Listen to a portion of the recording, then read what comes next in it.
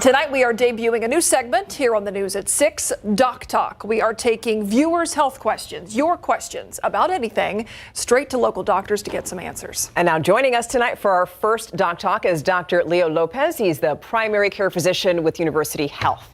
So we want to get started with people's questions. Again, we put this on our website. We prompted this, and then many of you had lots of questions. And we're going to start with this one. It's about the COVID vaccine. As you know, it's going around. A lot of people are getting the virus again.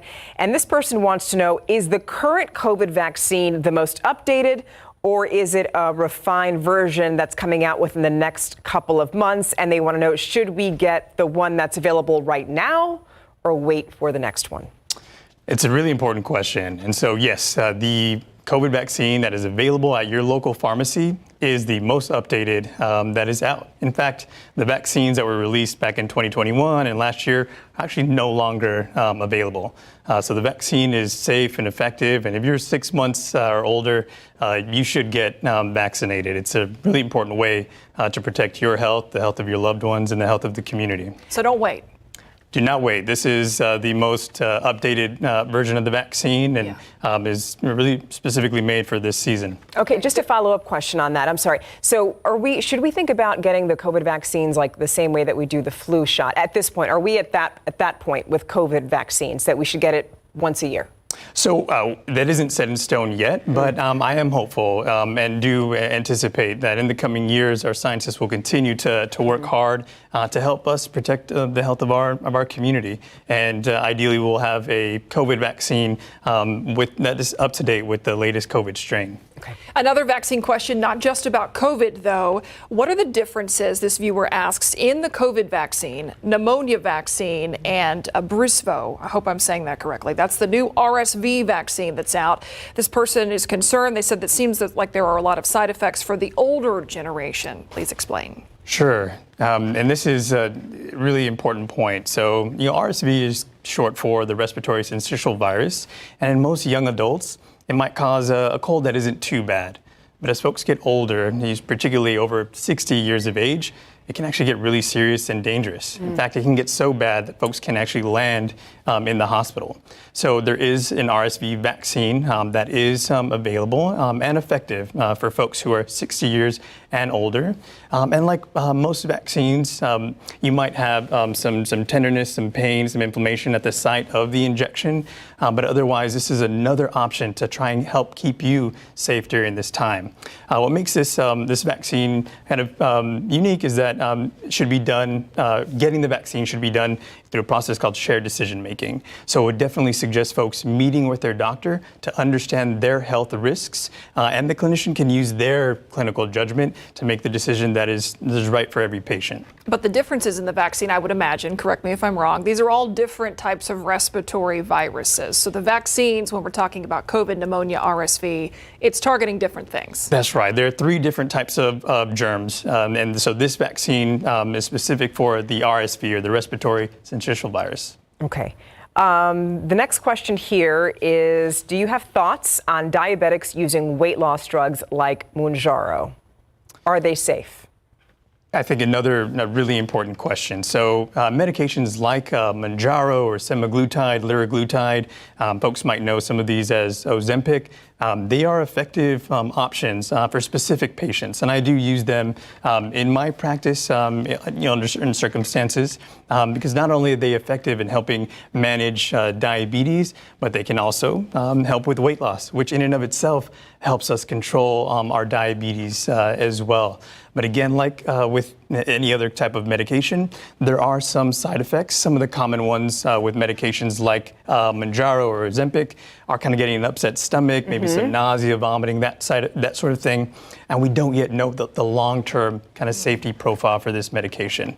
But definitely encourage folks to have that conversation with their doctor to ensure that they have a treatment option that's right for them. Just to follow up with that, because a lot of people are taking semaglutide, they're going to med spas to get this done. Sure. They're not going to doctors necessarily.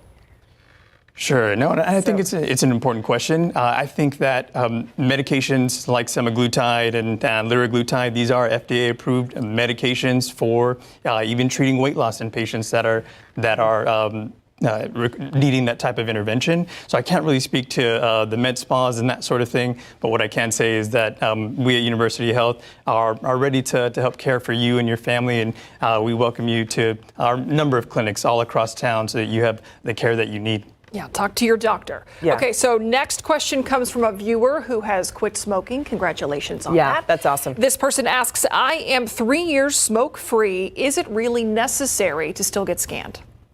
Excellent, and thank you for the question. And I believe what the question is asking is, for folks who are smoking and quit, would they still benefit from having a CAT scan that looks for lung cancer? The answer is it depends.